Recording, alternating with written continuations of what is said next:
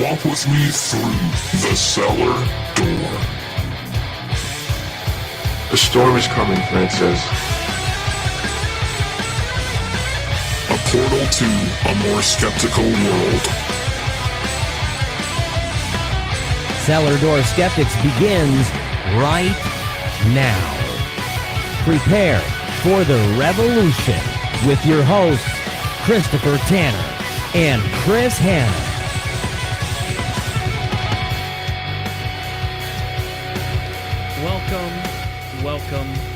Welcome to Cellar Door Skeptics. Thank you all so much for joining us tonight. We've had some fun in the pre-show here, talking a little bit about different things that we've wanted to make fun of, don't know if we should make fun of. We've been talking about Kronenbergs. We've been talking about weird IPAs. It's kind of one of those nights. So you'll have to excuse us. Hopefully we won't get too far off track. But without further ado, I want to introduce the co-hosts of the show, Kronenberg 1 and Kronenberg 2. How are you all doing tonight? Wait, am I number 1 or number 2? This matters. I'll let you decide. Number 1, I order you to go take a number 2. Crap. Actually. That's one of my favorite scenes from Beavis and Butthead Do America. Well, you heard they have a new movie coming out, right? I have not heard about that. There was a discussion, yeah. It wouldn't surprise me because Mike Judge is probably vibrating at a weird frequency at this time. One, because he is the only living prophet for the entirety of the United States in its current status as world joke power, whatever it is everyone thinks we do nowadays. It's pretty bad. Well, I think that he is like it's a revival or revamping of to make it a little bit more modern. There's a bunch of shows that from like my late teens, early 20s that are getting that treatment. Like there's Clone High's getting another season. Beavis and Butthead. There's another. Hilariously enough, the spinoff from Beavis and Butthead, Daria, is getting its own spinoff now. If you guys were into that, Jody's getting her own spinoff, and it's focusing on like her after university, which awesome, given that the show was actually pretty good about talking about social issues at the time and giving the only black character or black girl from the show a chance to have her own day in the sun. I think that's really. I think that's a good chance to maybe reach the kids, so to speak. I mean, how old did I sound there? I'm a little weird on the reboot stuff. Like I know Hollywood has done that for years. I don't know. I like new IP. I like when people take a chance and they create a story. There's a whole bunch of really great content out there that doesn't have a lot of support. It has really great others and weirdness to it that it just never seems to get the light of day. But like the few things that were a hit, it's always like a branching from that. You know what I mean? Like it just seems like in this time, like we have all this streaming media where we have all of this democratized platform for all this really great content to come out, and the big studios aren't taking chances or doing really much interesting stuff with that. Netflix was for a while, but they've kind of clutched their pearls now that Disney Plus is really making a run for it. I mean, I don't know if you guys have been in Disney Plus at all, but like they have big time movies while Netflix has big movies, and they have movies that were big back in the day. But like when you want to see the big boys that have recently been knocking out huge chunks of the world's movie viewing populace, they're on the Disney Plus, like all the Avengers and the Star Wars stuff. So it's like, I don't know. It's weird to see what's going on, but like I don't know if it's a side effect of Disney eating the entire media, or what. But like I love seeing something new that nobody's heard of, like somebody translating a book that's never been made into a movie, and like it's a sleeper, sneaky. That like I love those stories. Like I like Daria. I like some of the Beavis and Butthead stuff, but like Mike Judge did something completely insane with Idiocracy, and to me that has way more of a social impact than Beavis and Butthead ever will. Like, because somebody gave him a blank check of some kind. I don't know how he got that movie funded, but it was made. And I mean, I don't know. it's a prophecy. It has come true. Time machine is now going to be spelled Masheen. You didn't hear about the decree and the tweet? And What tweet was that? no, it wasn't. It's just me bullshitting. But I mean, that's you honestly were like, really? Wow, this is like that's how it is nowadays. I saw something. I haven't seen the tweet yet. Apparently, the Donald posted something about voting being a privilege, not a right. Did you guys see that? Nope. Yeah, I'm looking right now, though. What? Someone posted something saying that Donald Trump posted that voting it was some translation of it that it is a privilege, not a right. When they talk about scary things, because that the rest of the meme said that is literally the one thing that has been mentioned the most in the entire Constitution is people's right to vote. You know what I mean? Like that's the whole point. And I haven't been able to find it. I don't know if it's BS or not, but if it isn't, that's huge. And if it is, we can say no, it's wrong right here on the air. But I haven't been able to find it.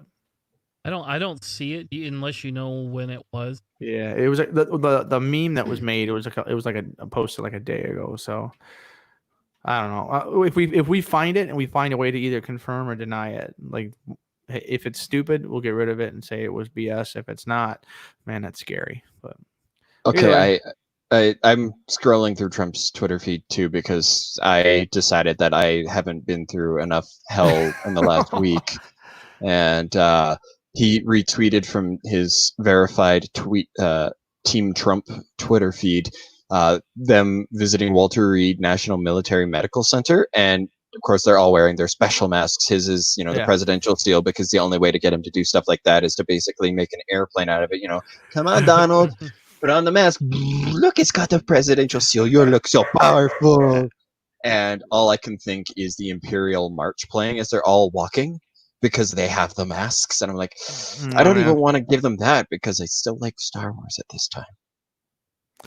I think what it is, I think what I've been able to find is that the Trump is railing against mail-in voting. I found it. Did you? Oh no, what's it say? Hold on, I'll bring it up on screen. Ready? Yeah. Now play Let's get the this over Imperial with. March. No, I can't do two things at once. I can do one thing.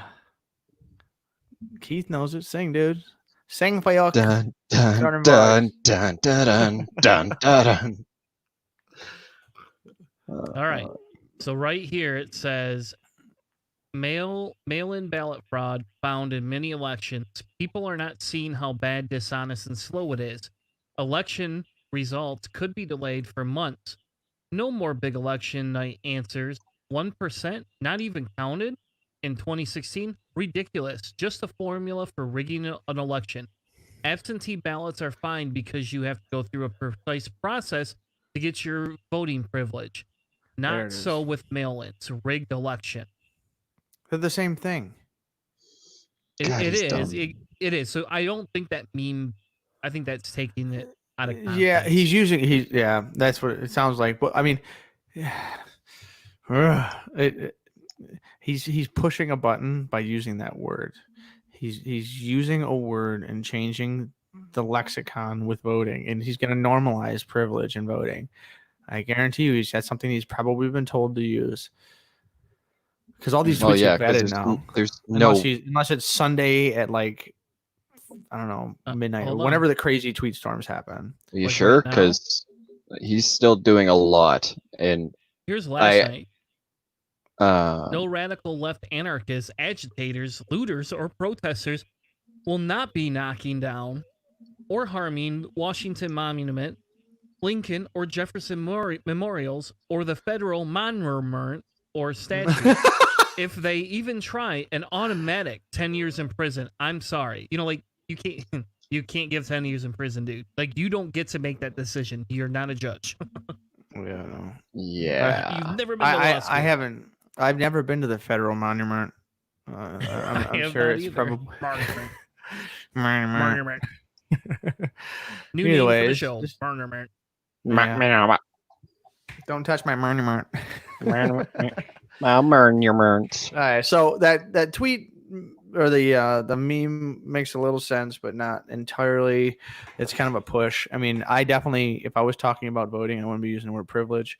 And unless I was trying to change the perspective of the people, or change like the words that are acceptable to use, which is if you're playing that Trump game, you want to change what people think of mail-in voting.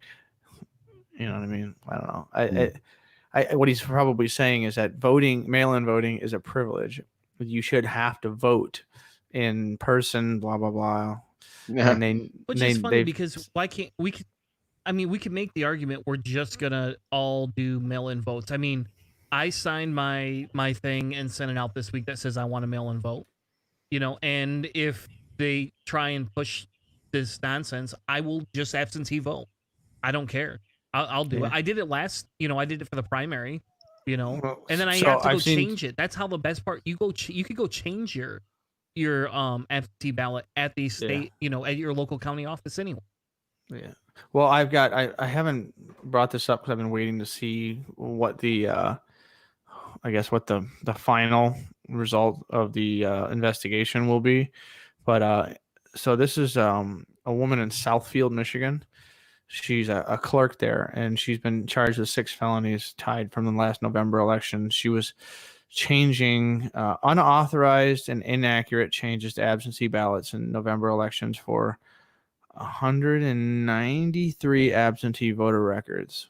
So like 193 votes in a small town. She's modifying them. It's something that we could talk a little bit about, because I've been looking into and kind of reading about the examples that I've seen floating around. There are examples of mail-in voting being modified and people not doing the right thing. In a lot of cases, it's just clerks being dumb and making really stupid decisions. And I suspect that's what the case is with this woman, is that she was like, it was messed up or something was wrong, and she was just fixing it. And if you know what I mean, like, you can't do that. If someone votes incorrectly or messes up their ballot, that's just their mistake. It doesn't get fixed or whatever. So I've been waiting for the results of like the explanations, and that kind of stuff is something that I want to add together, because I've seen the conservative side using this, like the mail-in vote stuff is, yes, of course it's hackable. It's because it's paper and people are getting in and doing things. I mean, you have to count these things. Other humans have to touch them, as opposed to you in person feeding into the machine. So there are way more places in the chain where something can happen. But I honestly don't think can you imagine 190 going out through, of. think about it, dude. Can you imagine going through and honestly changing? Like, I mean, you would have to like dedicate a lot of time. Well, that's what this woman do that. She did 190 things, like in a vote tally for a county that's somewhere in 30, 50, 100,000. I mean, these cities are pretty big over in that Detroit Burb area. Like statistically, it's a 0. But if your vote was the one that went in and something happened that got modified, you're losing your choice and your voice. And so like the results or the consequences for the individual are very high. The consequences, mathematically speaking and statistically speaking, are very low. And so is that number from the people who have done stuff poorly or badly, mail-in vote in the past, the number of examples that we have, if we extrapolated to see the total possible that would happen, is that number anywhere near the kind of numbers of voter suppression and voter ID laws and a lot of the things that the GOP has been using in the last few years to keep people away? And I can almost guarantee you that by shutting down every single polling station in a state and having one big dumb one in the middle is voter suppression at an unprecedented level. I can't remember what state that was. I don't think it was Arizona. No, I thought it was Iowa. Was it Iowa? Either way, there was a couple of examples where you see something that drastic happen, and 190 votes in a little, I think it was Montcalm County clerk or whatever, 190 votes there. Like, that's bad. But we have systemic voter suppression happening. And I mean, what do? You go after the big fish first. You try to fix those things, and then hopefully you can fix the little things. Voting by mail won't be perfect, but it'll be better. That it'll guarantee more and more people actually do get to vote than have ever really done before in the United States. I mean, think about that. If that was an election where everyone got a mail-in vote. So I think it's something we should go back to and take a look at in the future. I've been trying to find more information, but it's still kind of early stages. That's fine. We'll add it to the agenda for the next couple of weeks. How about that? Yeah. So Yay. here's the scoop, and I'm going to tell you. Uh-oh. Let's go. Yeah, you ready One, for it? two, one or Uh-oh. two, and do I get sprinkles? I've been It spending way isn't too much one time of- around a 4-year-old How dude. many You can't raisins? say that. Yeah. Well, here's the scoop. I'm going to tell you. Uh-oh. Somebody's gone to jail in the last week. Can anyone take a guess who's gone to jail? No cop That's who's very killed an important. innocent black person. Nope. That's not happened. Well, No cops have been arrested. Actually, I know it's not a laughing matter. I'm sorry, but Is but is it's this disgusting. this is one of those people who it's like the mafia doing the news or the weather, right? Like it's gonna rain and Peter's gonna win the lottery on Friday. Like, is this one of those things where someone's going to jail and they're gonna die in 2 weeks from suicide? It might be. Glabestein, however the hell you say her name, Maxwell. Ghislaine Maxwell. Ghislaine. Gabestein. I'm gonna call her Gabestein because it's like a Philistine and Gabby and a Philistine Wow. together. There we go. That's a new one. That might be the worst. That might be the worst name fuck you've No, ever. no. I have a story that I could tell about something that's a lot worse than that.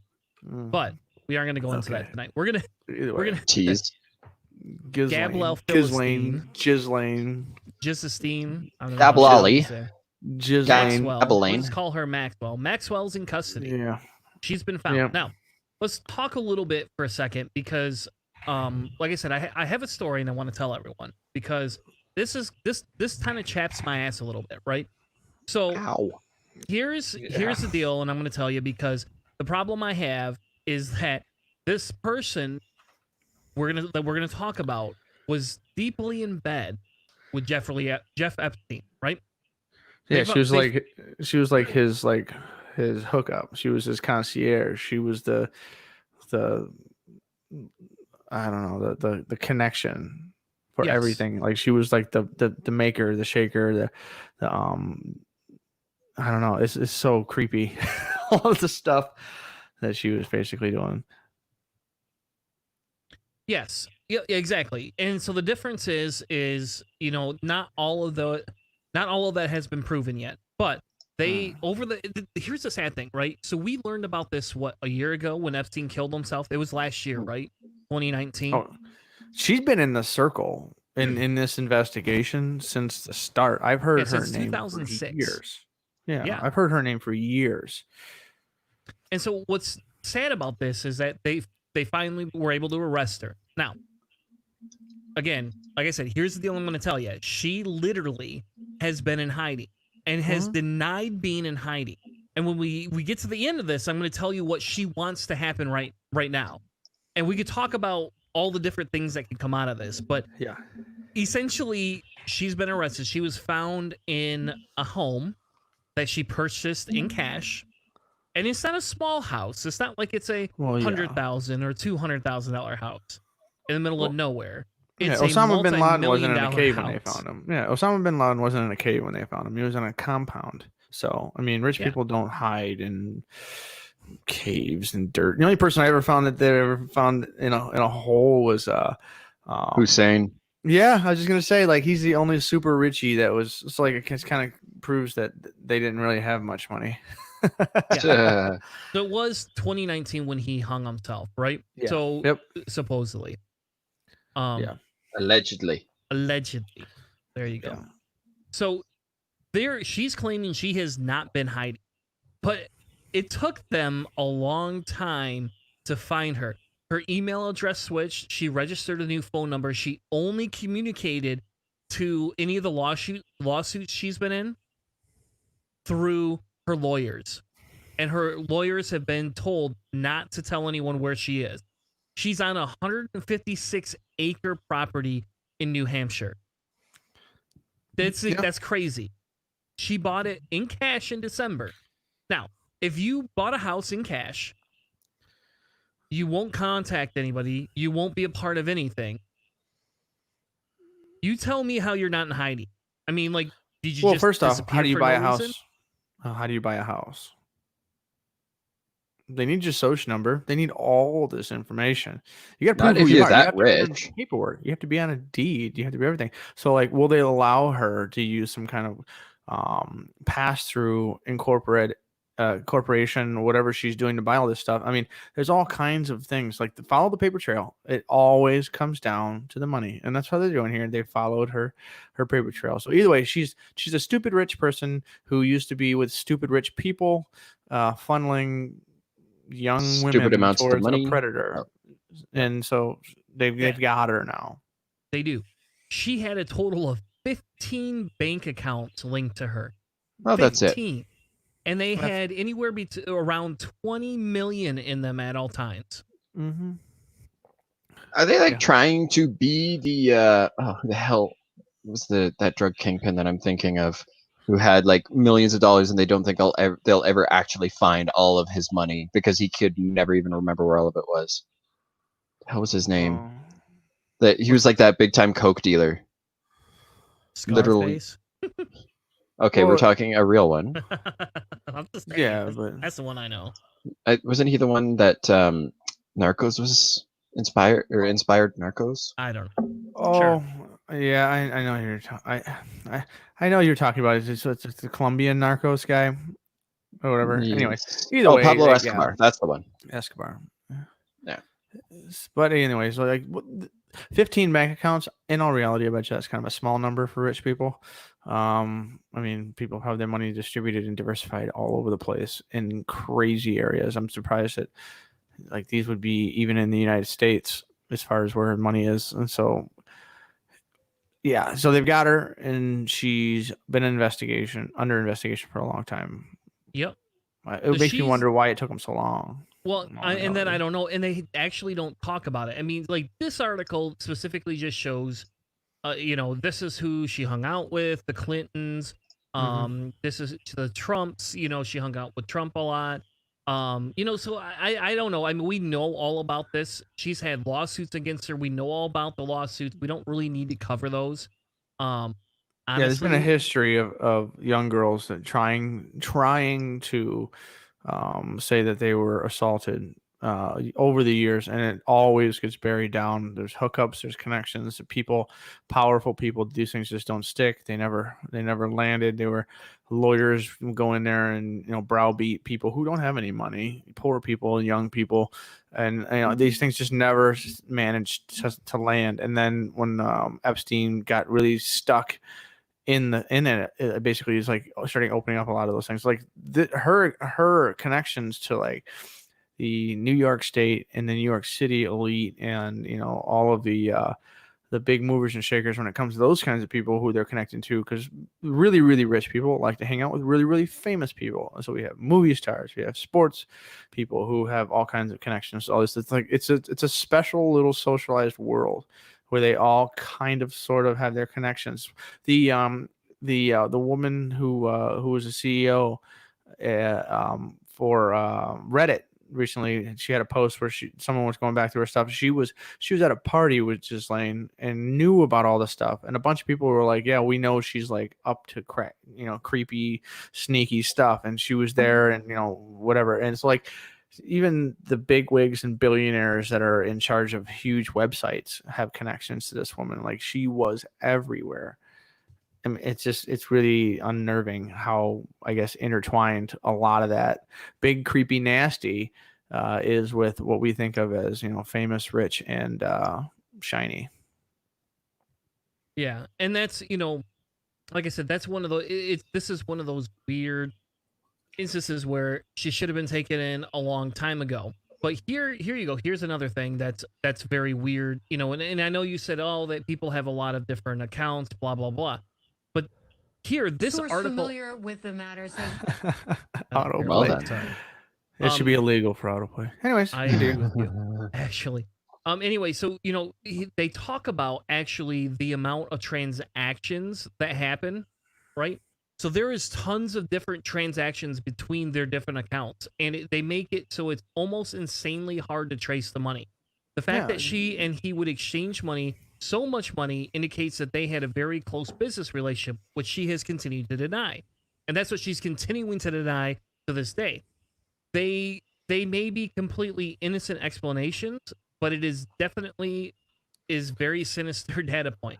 So now think of it this way. And then we had this, Hannah, personally. We had a friend that we were in business with that was transferring money in and out of his personal account, his second personal account, and a show that we worked with him on. And it was like, what the hell? You know, like, this is shady. And we called them out on it and shortly ended the show after that. Right?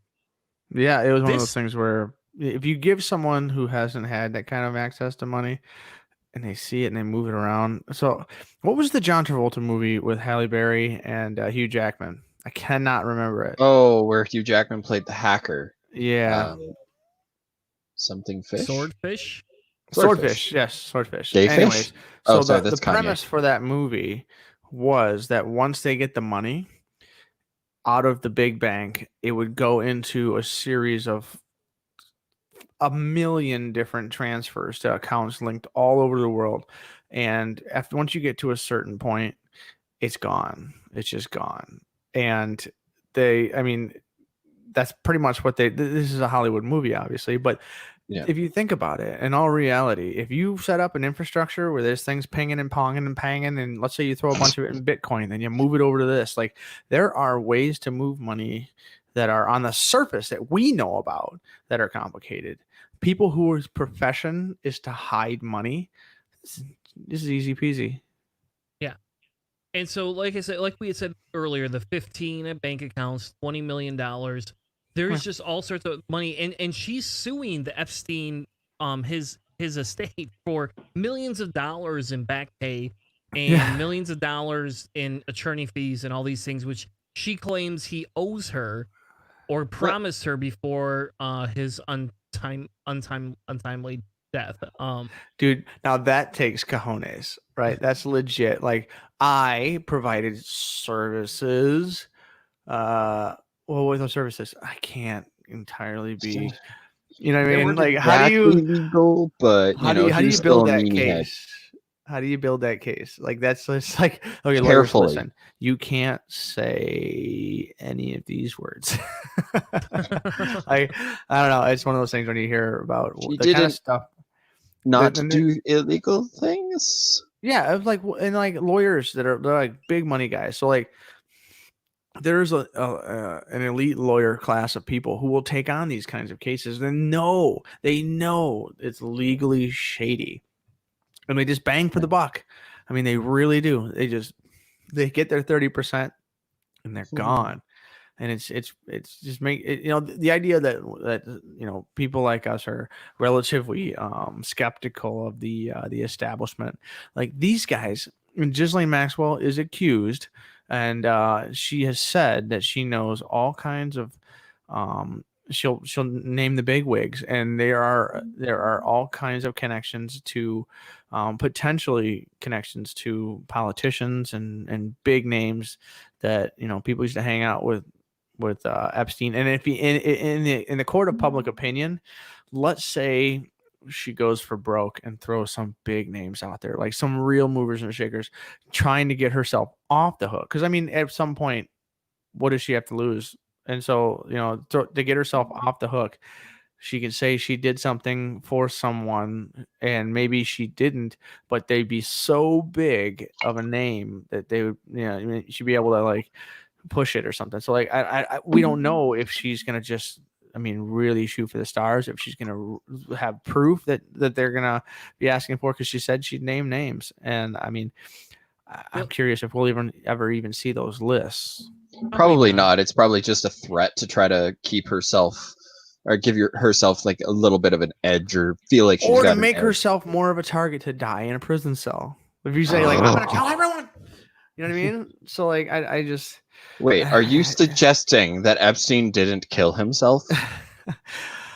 I would think my suspicions for the Epstein thing is that a whole bunch of people who wanted to not have to deal with this, there were things that were overlooked and things that have disappeared when it comes to tapes and stuff like that of the security, and like those kinds of things.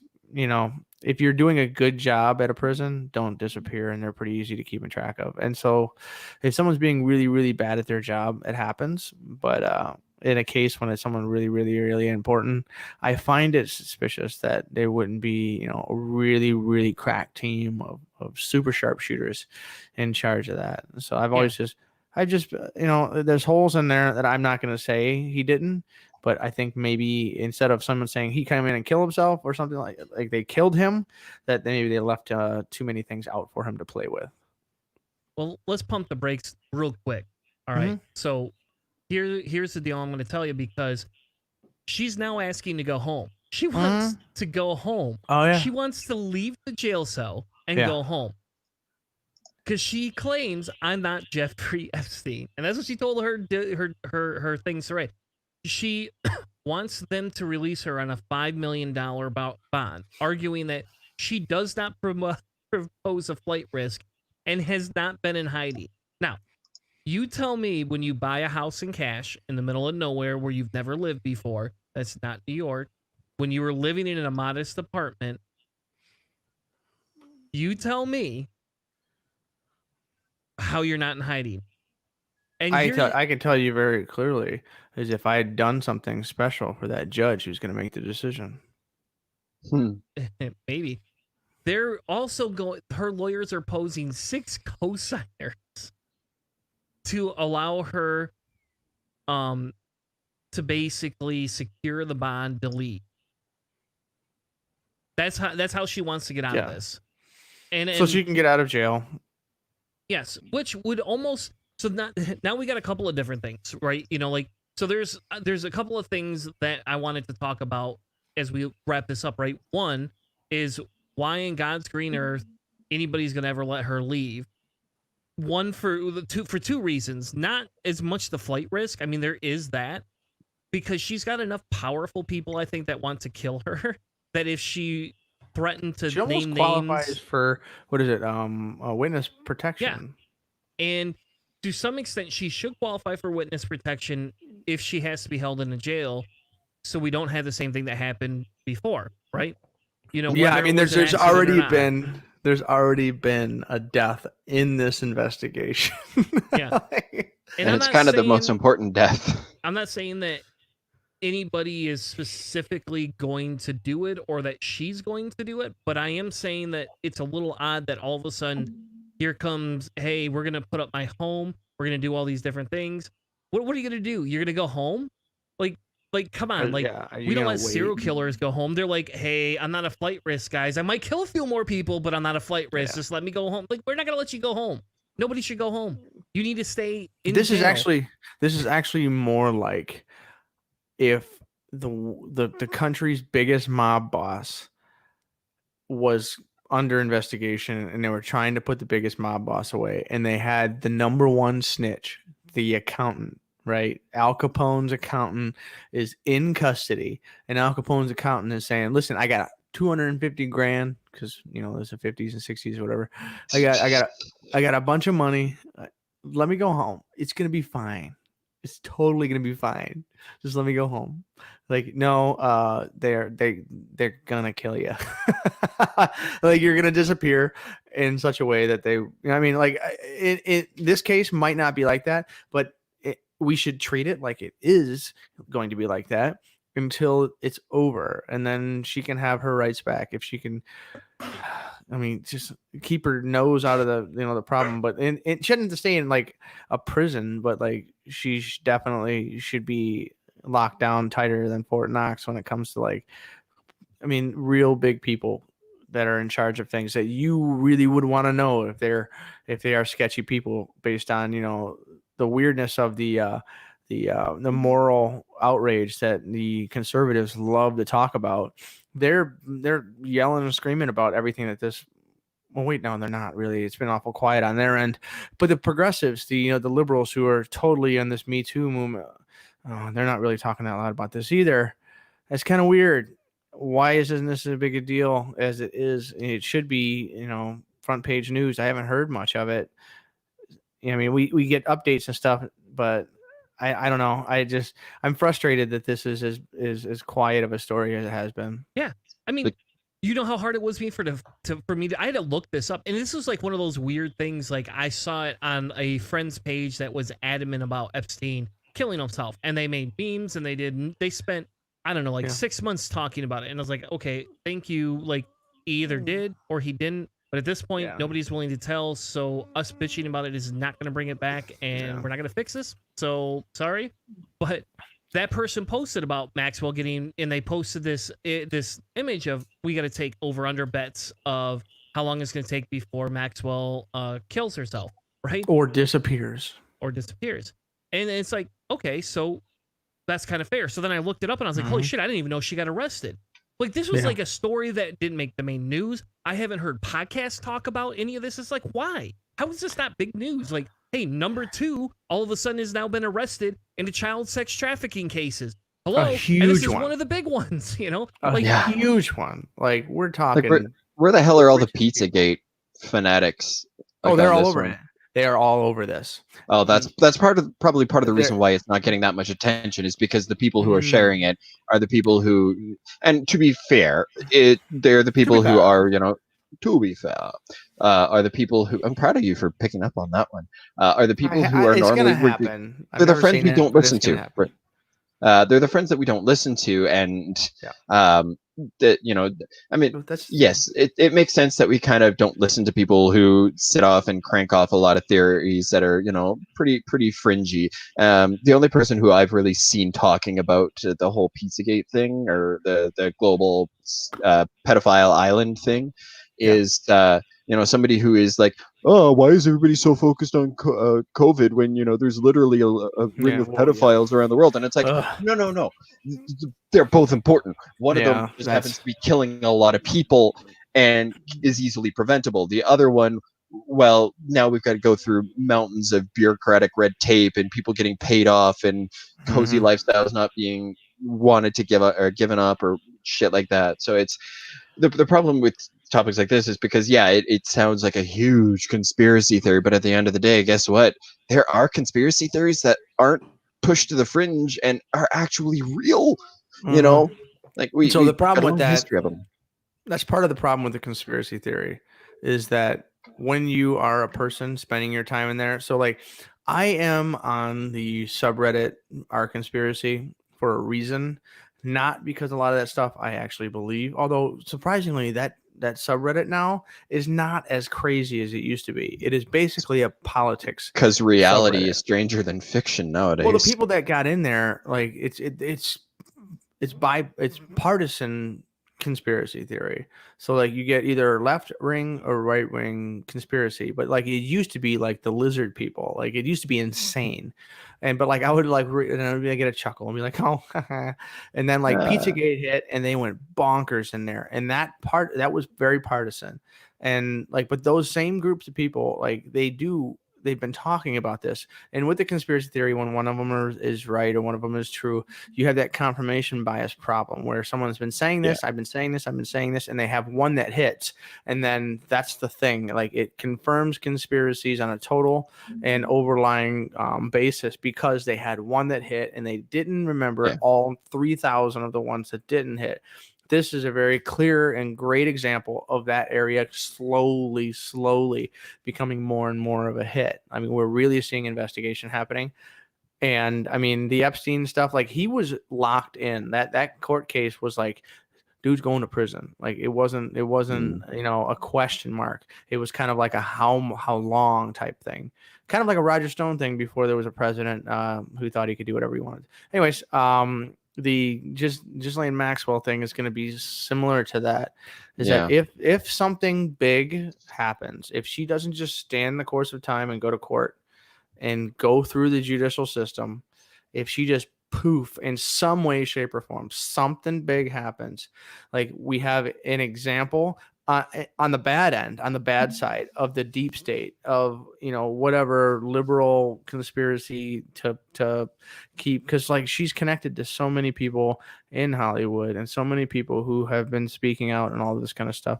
And the Democrats and stuff really need to like they did to Al Franken, like, hey dude, you made some mistakes. We are a zero tolerance party when it comes to these types of things. This is a great example. Anybody in her circle, let's clean some house, man. That's one of the things that we've always talked about is like, we're not diehard partisans.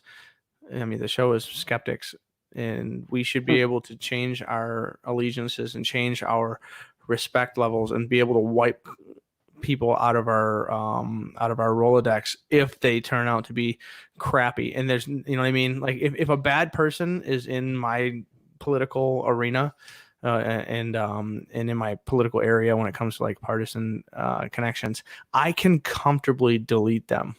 You know, we have the cancellation and all that kind of stuff happening right now.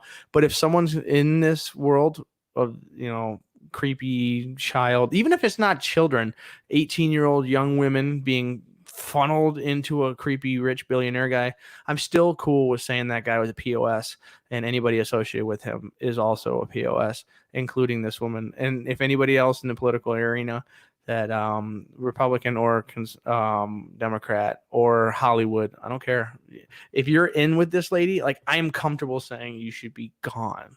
And everyone should be able to do this really easily. Like, it's weird that not enough people are saying, yeah, let's totally find out this whole list. Let's get rid of all these people.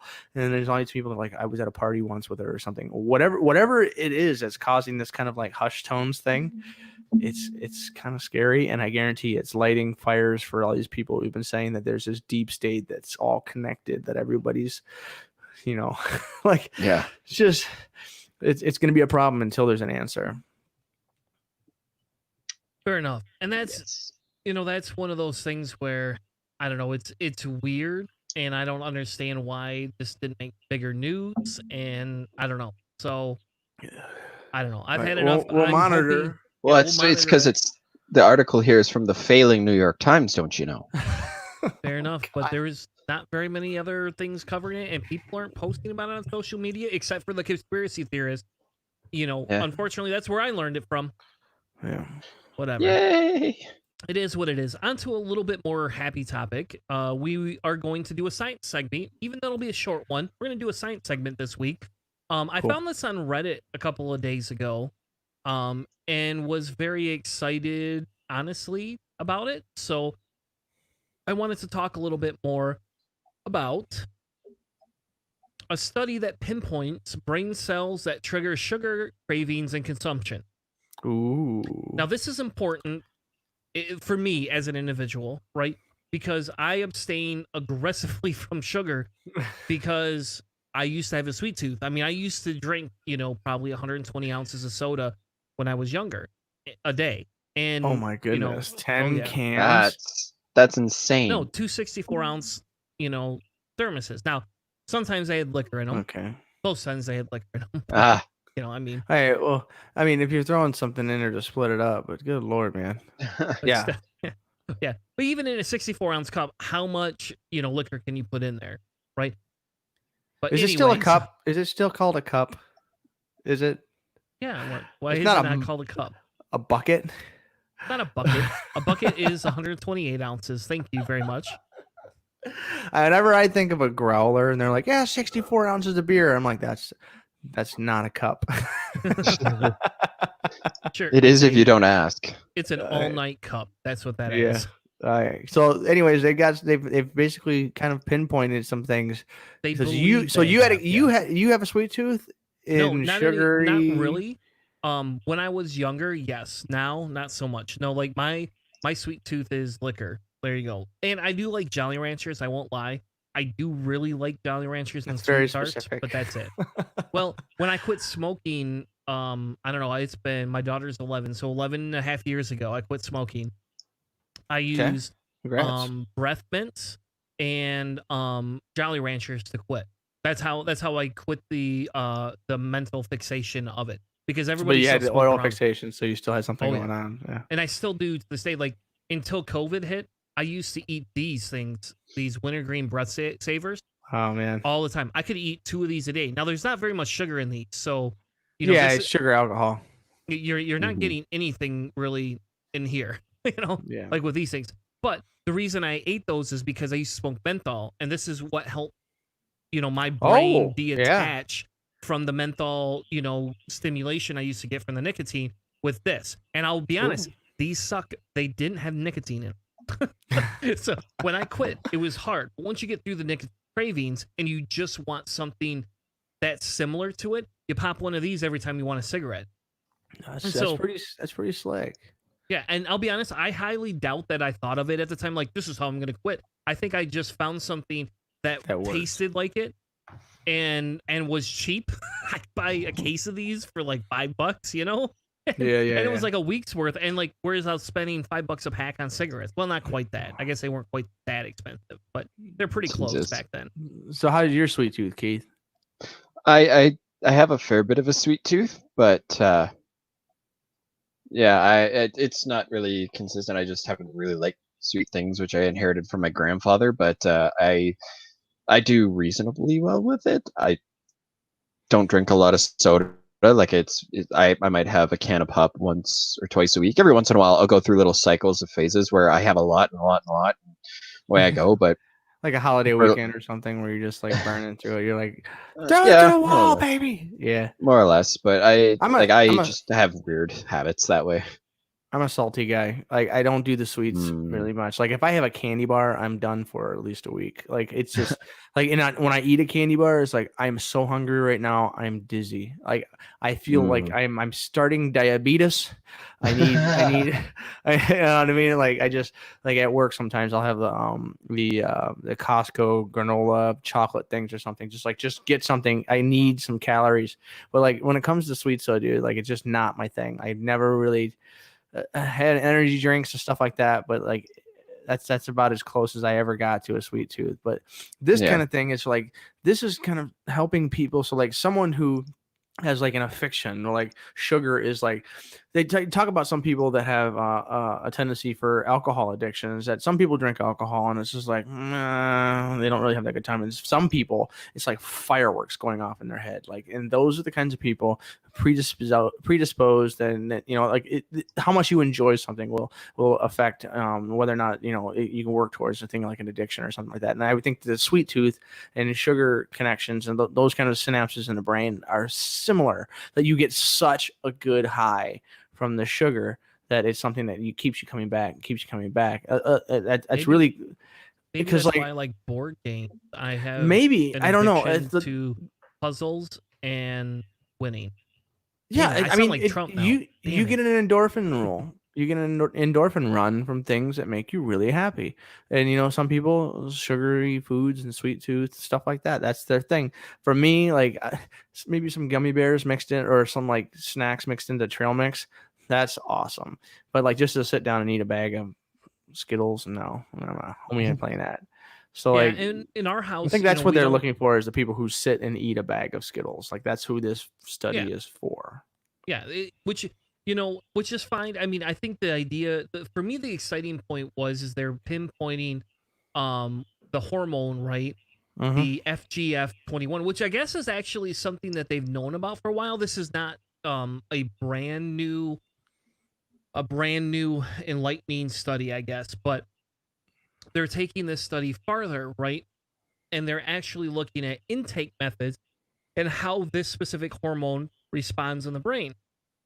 Okay. And they're looking at, can we repress this specific hormone, and will that help people in the long run, right? And so for somebody like me, if they could do this and find where the salt one is, like that's what I need. Like I could sit down and eat a bag of chips and salsa in a day if I want.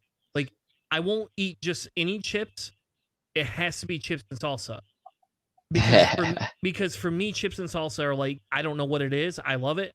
You could put 100 tacos in my house and I would do that. Or pizza. Pizza is the big one. Like even this weekend, we had a social distancing board game night, right?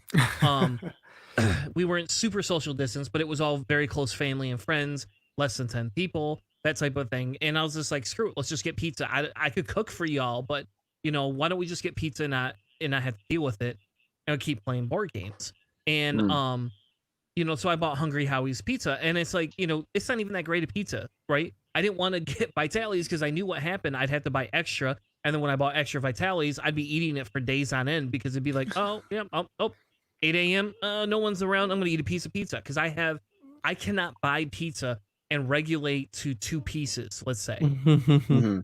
And then the more I drink, the worse it gets. Whatever that little thing in Whoa. there, I get hungry, and it's Shocking. like, well, I gotta have pizza, you know. And you know what tastes good when you're stoned?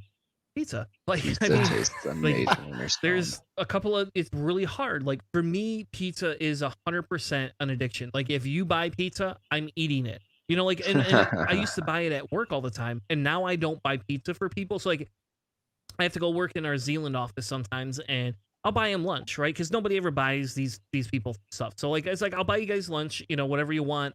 And then after a while, I find was like, can we not get pizza? Let's get Jimmy John's because I know what happens. We order a pizza for 3 people. There's gonna be leftovers, and you can't order a pizza without breadsticks. And there's gonna be leftovers, and I'm not gonna be able to control my consumption to a level of normal calorie intake for that. And then I'm stuck eating salad for dinner, something like that. You know, if I want to get back on my diet. You're basically describing the exact switch pizza with whatever sugary damn thing that somebody's into. Exactly. And like this is what they're trying to do is to hold that impulse in bay because those hormones are the ones that are like, you know. And so like this sounds like it's a really interesting thing. One, because this is kind of like one of those case studies. So, hey, we found this hormone. There's a finite number of hormones that are working their way through our systems. We found this hormone. It's very important in this particular behavior. Cool, it worked. We made a modification to the said hormone, increased a blocker or whatever, and it helps with that behavior problem.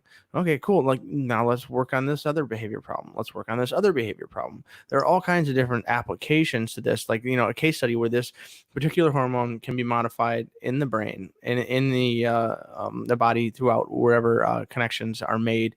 And it could affect those kinds of things. One, we could kind of help get our society away from processed sugar, which is one of the harder things to do. I know that the younger generations are better at it than the older generations, and for the next few generations, I think there will be a healthier outlook when it comes to processed foods and processed sugars and processed whatever.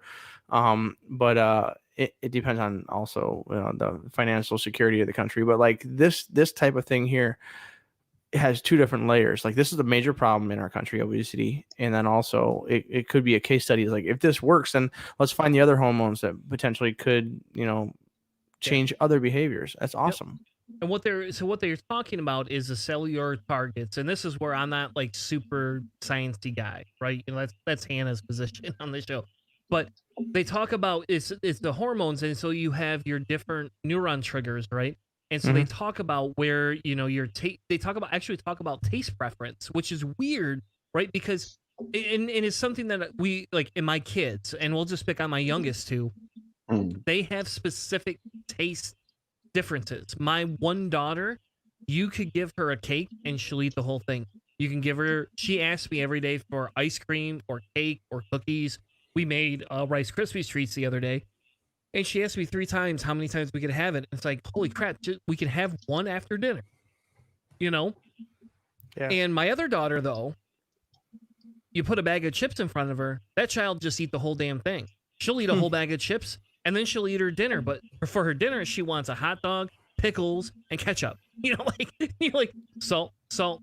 You love salt. So, and that's my thing. Yeah. Like, I'm a bigger salt person, other than the few weird sweet tooth things that I have. But this study that was published in the journal Cell Metabolism talks about what the actual, you know, where the targets are and what we can actually use as treatment. Unfortunately, the thing is behind like a paywall, right? So you're, you know, and I asked on Reddit and I never got a response. I asked, I mean, I want to know, where can I find these things that are not on the behind the paywall? Oops, that's the wrong one. Yeah. In the end, it's one of those things where like PubMed, you're gonna run into like the paywall stuff, but in all reality, aside from the abstract, which usually is shown at the beginning, like besides that, you're not really gonna be able to understand it. Yeah. Even it's like it's a summaries and the disagree a little bit. I abstract. think If you that can it's get good, though.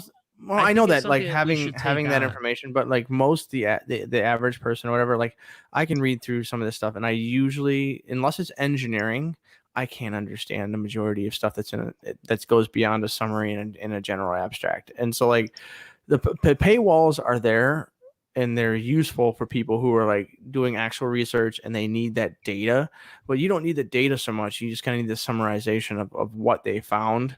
And then you need to know that it's published and fact checked. And so like, that's kind of usually where I go on this. Like the paywall is important, but if you hit one, if you have access to an abstract or a conclusion, that's usually good enough. Yep. And so this essentially talks about where this process, where the drug would go, how we can stop some of this in some earlier testing. And for me, like again, like I don't know, like if you struggle with diabetes, it runs in my family on both sides. And which is probably part of the reason I don't care for sweets specifically. It is not as much because I just don't want diabetes. I don't want to have to inject a needle. I don't like needles. I don't like my blood getting drawn at all. And for my blood pressure, I have to do it every 6 months, period. Like they draw my blood every 6 months. I don't Same like that. here. I definitely would not want to shoot insulin into my body every day. Like, I don't think that would be a fun thing. I'll do it if I have to, but I don't think it would be a fun thing. And so, like, for me, this is exciting because, like you said earlier, if they could figure out where some of the other triggers are, like, can you get rid of my carbohydrate trigger, hormones so that I don't want carbs all the time? Can you figure out how to increase my desire to like vegetables so that they taste better than garbage?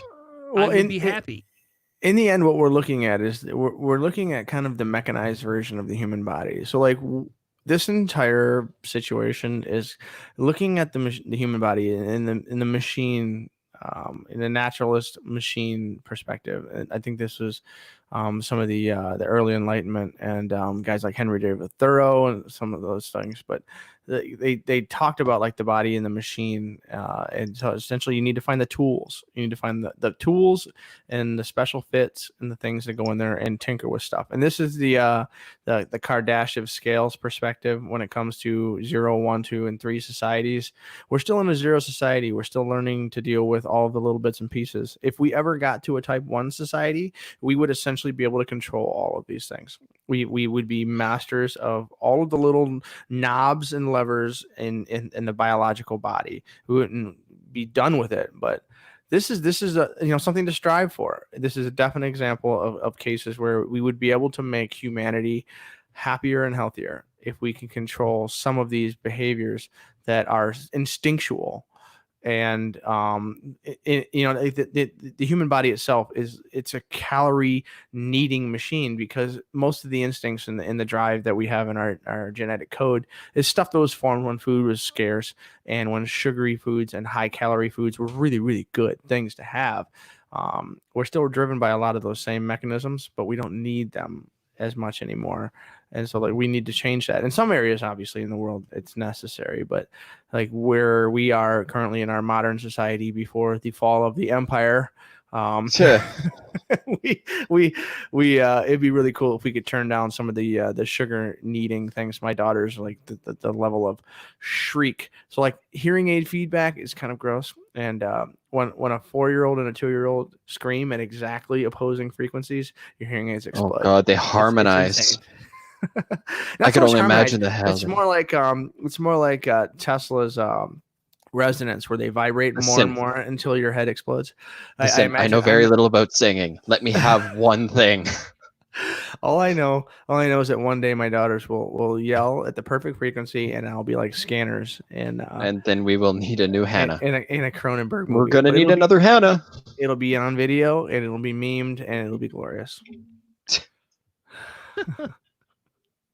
We're gonna need another Timmy. Yeah, oh man. Yeah, you just threw me off there. Yeah, that's what I do. I don't even know who Kenny is. So cheers, mate. Timmy, it's from Dinosaurs. Timmy. We're going to need another Timmy. Oh, I thought it was from South Park. No, not that. No, that Timmy doesn't way die. to stall the show, Keith. Good job. You're welcome. So dinosaurs, the old one was not the mama. Not the Yeah, mama yeah. With that one, dinosaur? they had their own Bill Nye the Science Guy type show, and his running thing was he had a Timmy who would like die in every episode, but in some accident or another, and he'd follow it up by saying, "We're gonna need another Timmy." It's like the Bart Simpsons episode when he's like the "I didn't do it" kid. He Yeah, was super famous for like 5 minutes, and then he was yeah, not famous exactly. anymore. And now back to your regularly scheduled program. All right. So for the last segment of the show, I thought it would be relevant. We covered this, I think, a couple years ago, talking about The last time these same statues. things went, yeah. Yeah, and the funny thing is when I found a Reddit thread, then I got like kind of sucked into, and so and I'll be honest, this was one I just got sucked into today, and I was like, this actually is really interesting. There's a lot of history here, about the denazification of Germany, and I don't care if that's not a word. I just made it a word. No, it is. It is. Okay, I like good. it. In the U.S., like we it. use that specific terminology, and just northwest of Grand Rapids is a city that used to be Berlin, and I believe it's now Marne. I'm not entirely certain because the Berlin Raceway is still there, That's but south as of part Grand of the Rapids, buddy. what's that? South of Grand Rapids. Is it? I Yep. thought it was north. It's north of Kalamazoo. I used to drive by the Berlin Raceway every day when I worked in Kalamazoo. I've been to some races there. They do drag races and because the Berlin Raceway is just further west of the Fruitport exit on 196 or 96, Nope. I-96 way up north. That's northwest. Then it's definitely not where the Berlin Raceway is. There is a Berlin, Michigan. You're right, and it is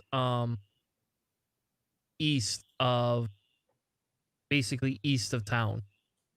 Okay, yeah. So the Berlin Raceway is the Berlin Raceway. So what I was saying is that is northwest of Grand Rapids. No, The city it's in is Marne.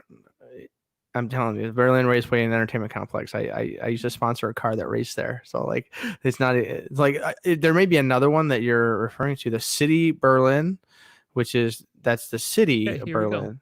Come on. And You're making me do this. yeah. Here's your Berlin Raceway. Berlin? Should we put some money on this, Hanna, where this is Yeah. located? Okay, go ahead and do the Google Maps on the Berlin Raceway and tell me where it is.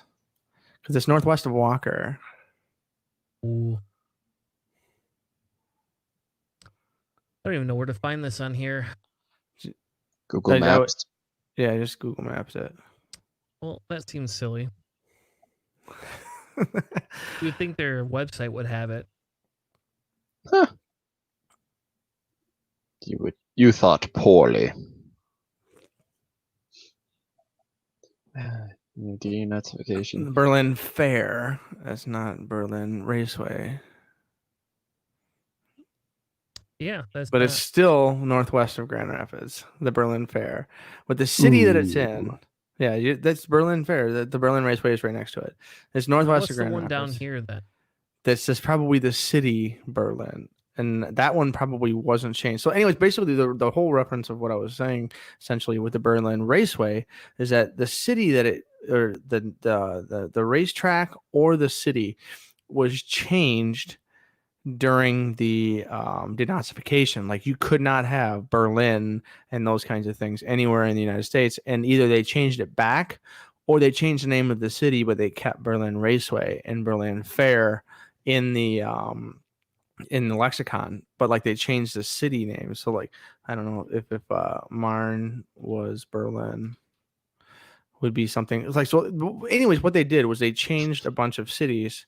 Yeah, so Marne at the time was originally called Berlin, but due to many German settlers in the area, it received a post office in 1852 and was platted in 1857. Due to anti-German sentiments during World War I, it was changed in 1919 to Marne. And so, like, this isn't the denazification; this is World War I. But like, there's tons of examples and cases of this type of thing happening throughout history in the U.S. where we removed those symbols, we removed anything that connected to it, and everybody was totally fine with that. Wasn't anybody saying it's part of my heritage? I mean, I'm sure there were probably some Germans who probably didn't like the fact they were changing their hometown heritage, even though they had nothing to do with any of the World War situations. But that was all I was trying to bring Anyway, on from.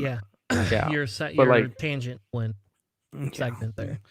So you're hitting up on someone specifically holding down on the denazification in Germany after the fall of the Third Reich. Yes, because I thought it would be fun to kind of say, because somebody there, what triggered the whole thing was I saw a meme yesterday or today that essentially was the there was Auschwitz, right? And they said, look, nobody tore this monument to Nazism down. And I was like, well, first off, it's not a monument to Nazism.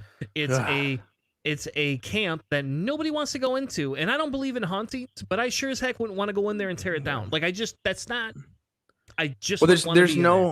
no pride. Like when you walk in, there is in no way anything in the camp of Auschwitz. When you walk in there with like, okay, this is something that someone's proud of. You know what I mean?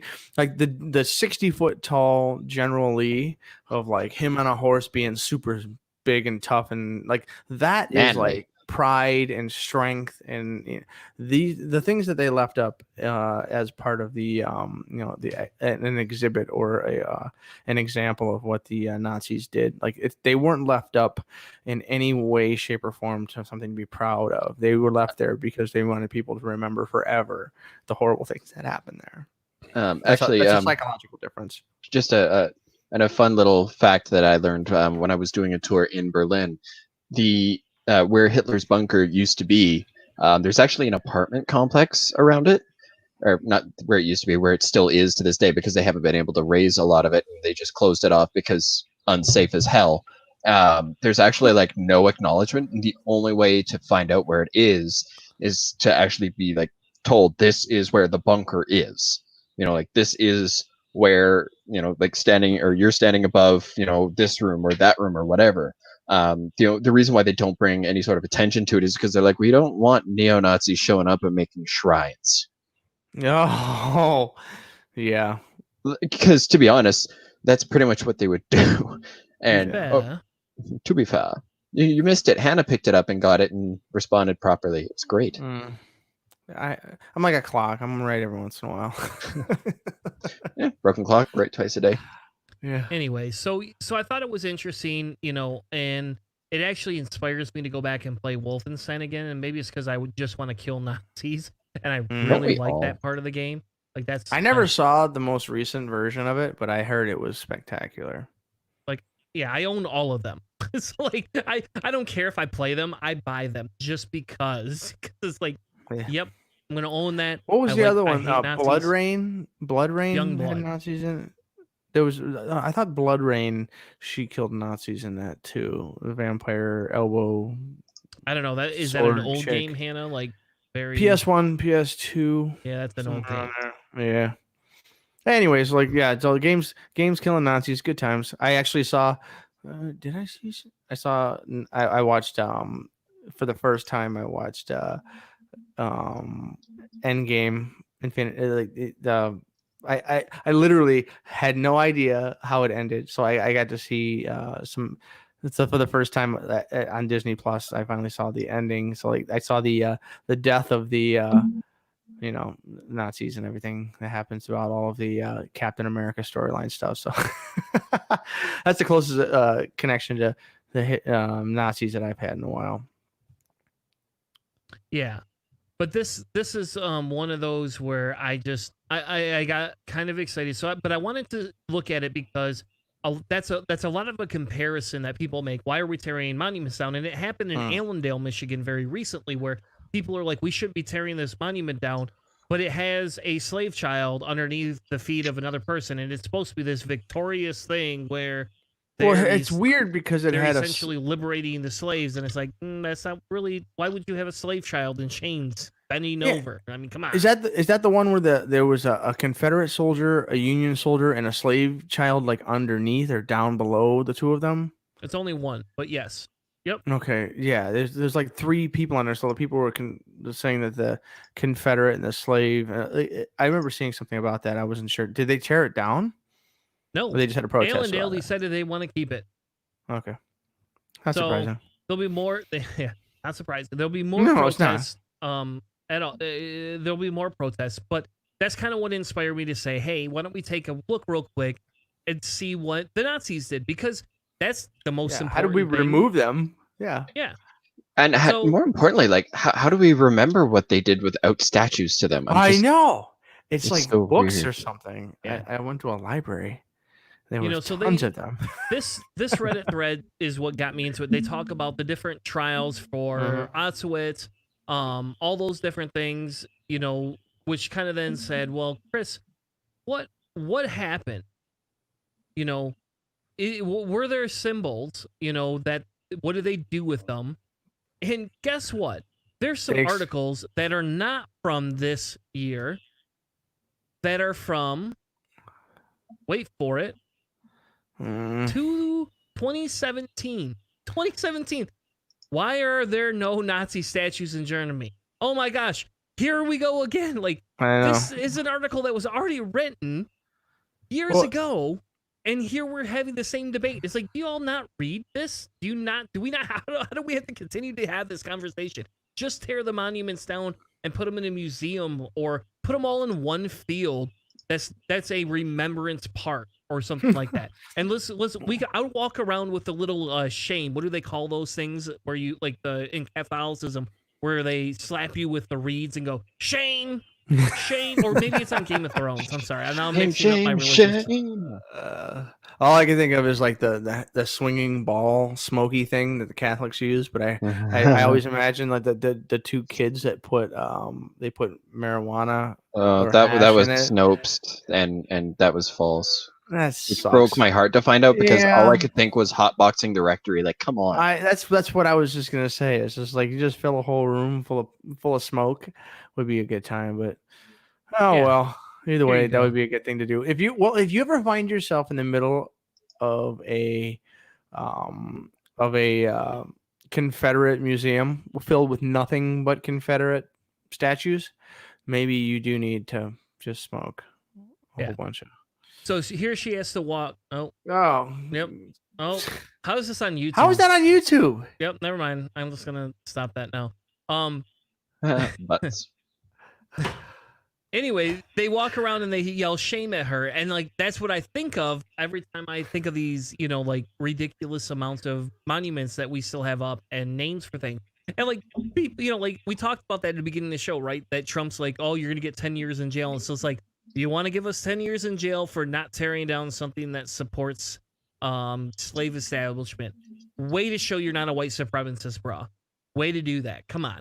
But this article talks quite a bit about, you know, what Frederick Douglass was concerned about, right? They talk about this, and nearly a century and a half after the Civil War, we're finally confronting this. It's taken 150 years, man, to have this conversation. So I'm going to ask That's Keith. how long it takes to challenge. Woo, I'm going to ask Keith. Uh-oh.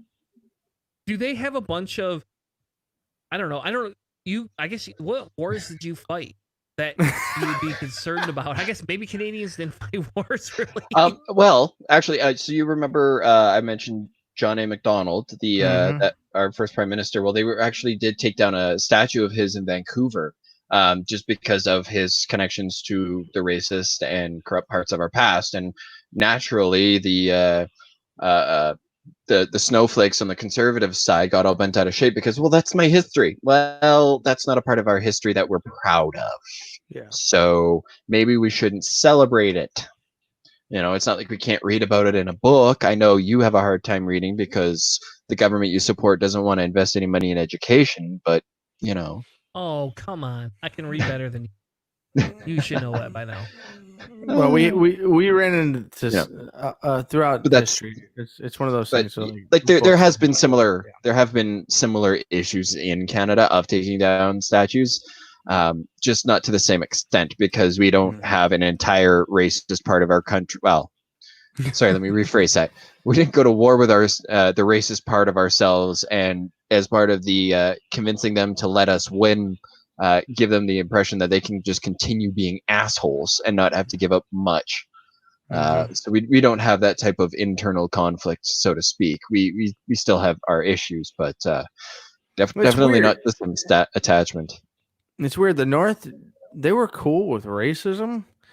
They just didn't like slavery, which is strange because like there are huge historical things that used to happen throughout New England that were horrifying as far as treating people with dignity.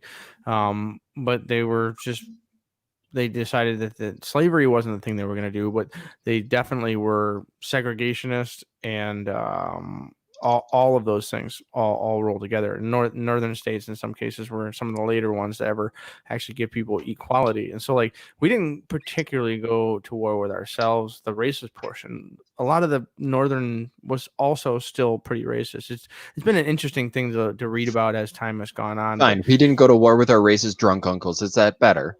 Yeah, it's just like it was. We kind of fought ourselves over our own dumb pre-elections, which is unfortunate and frustrating. But then when it came to the 20s and everything, when we started to actually earlier than that, when we started to create these monuments and all this stuff was manufactured, it wasn't specifically to take pride in what had happened. It was to reinforce the separation and segregation and in supposed superiority of certain groups of people, and how maybe one day the South or that particular perspective would rise again. Like all of those things are, that's what these symbols are showing. So the Nazis obviously would have had the same problem, right? Like there would be a group of people who were defeated, but that perspective and doesn't just disappear as soon as you lose the war.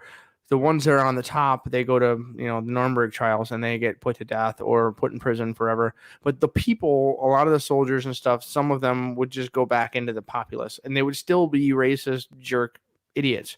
And so they could potentially recreate some of these symbols. They could join a city council and make a little statue of a Nazi eagle flag thing saying this is part of the history or whatever.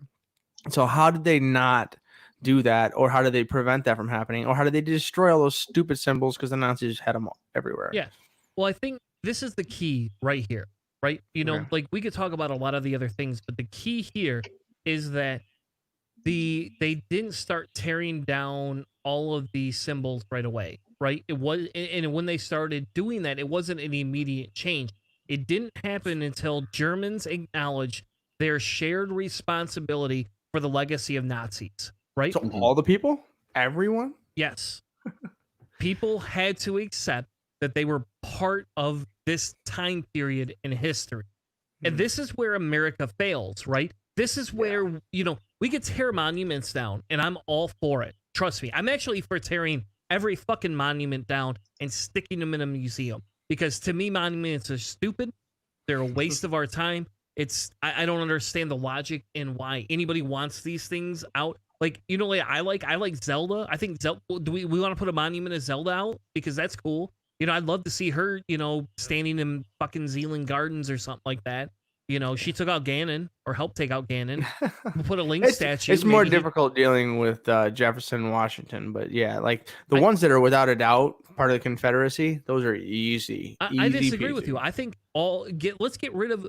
There's zero reason to have statues, in my opinion. But we're digressing. The problem is we're digressing. So, like, going back to the point is accepting a shared responsibility for the legacy of Nazism. America does not want to accept a shared responsibility for slavery. They don't. How many fucking memes do you fucking see every goddamn week where people are like, well, you can't blame me for my great-great-grandfather's, owning slave.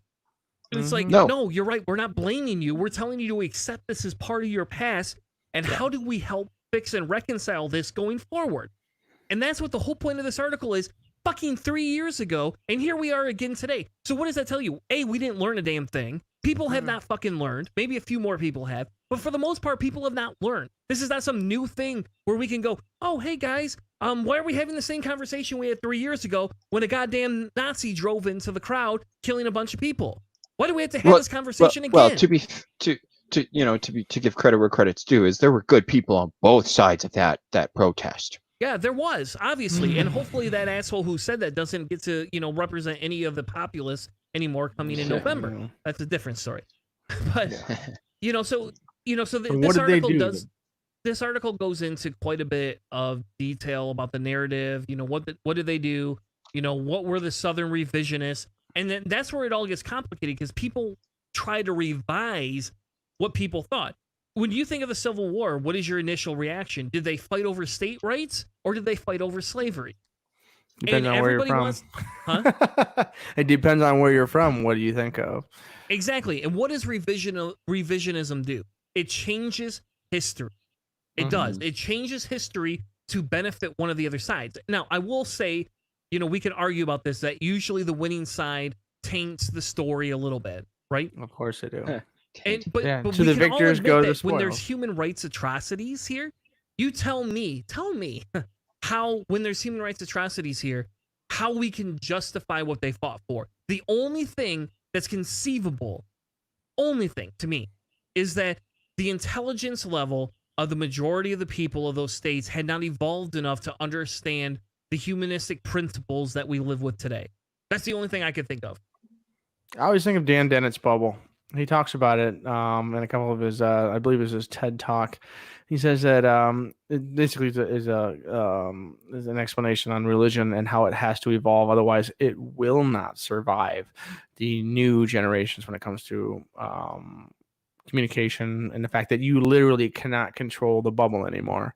He said that you used to be able to do that. You could be in a small town and you can mostly keep most of those people in that small area, and you could basically control what they would learn.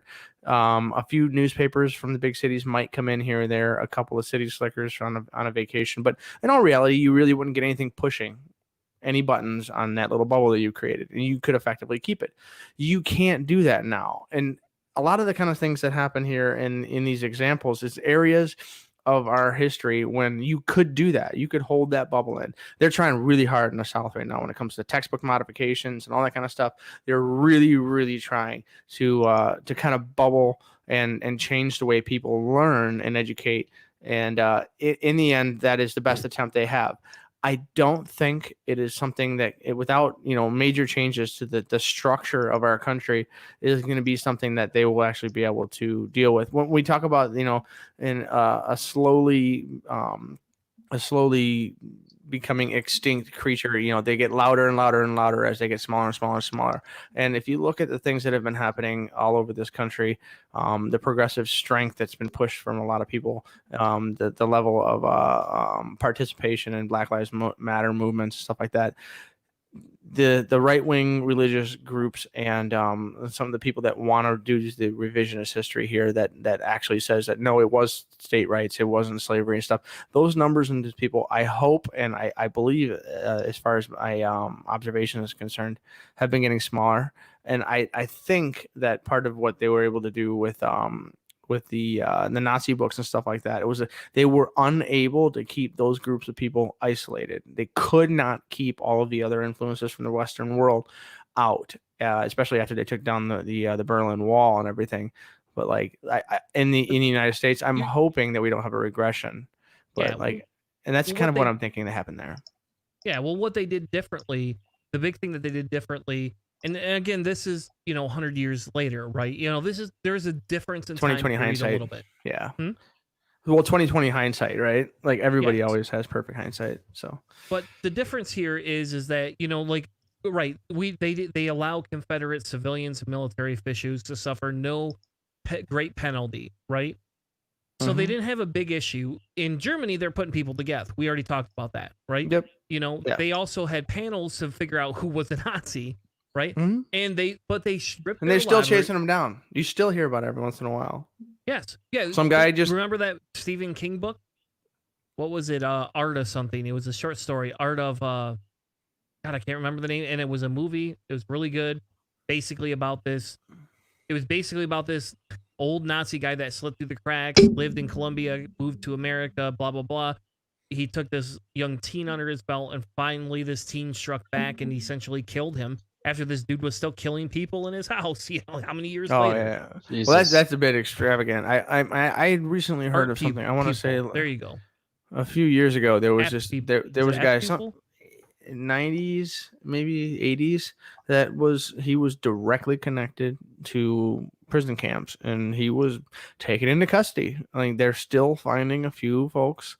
I mean, in all reality, like this is that level of persecution of humans is something that like they really did take a very, very zero tolerance perspective all over the world.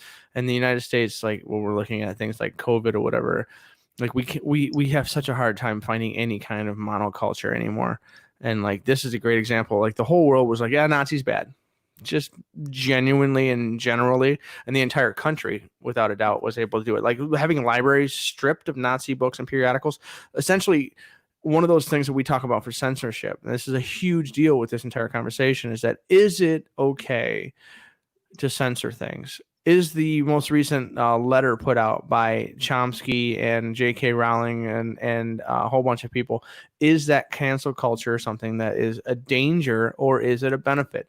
The level of censorship that happened throughout Germany could be condoned, and it could be hated in some way, shape, or form.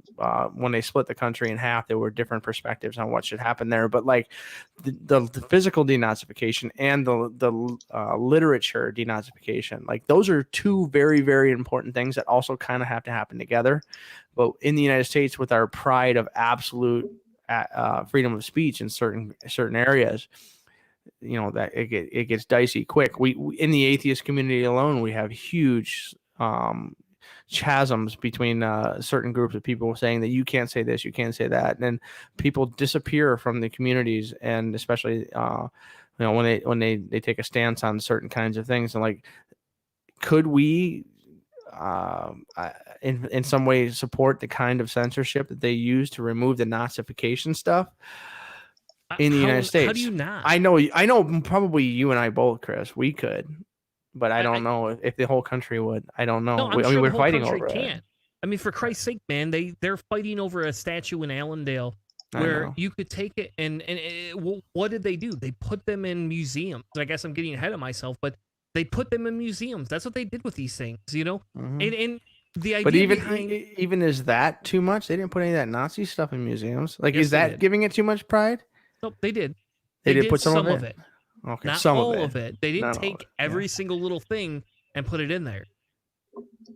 Some of them just needed to be destroyed, and that's just one of those things. So like, there's going to be some censorship that is going to be like destruction censorship, and I don't know if our country. And this is a very clear explanation as to, are we really as progressive, and are we really as inclusive, and are we really as everybody can be president, everyone can be anything you want in America.